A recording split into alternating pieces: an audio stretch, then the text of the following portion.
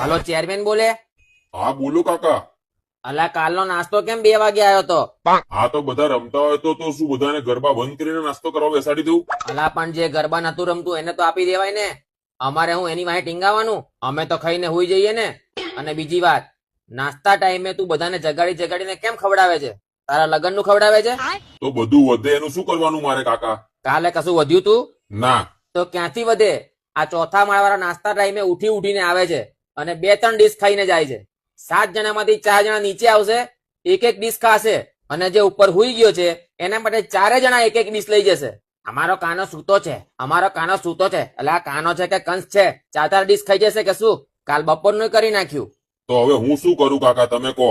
અલા ડોબા, તું ચેરમેન છે, ધ્યાન રાખને. અને સાંભળ, આજે વડાપાવનો નાસ્તો છે. એક પણ ડીશ ઉપર ગઈ તો તારું વડું ને પાઉં 2 અલગ અલગ કરી નાખીશ.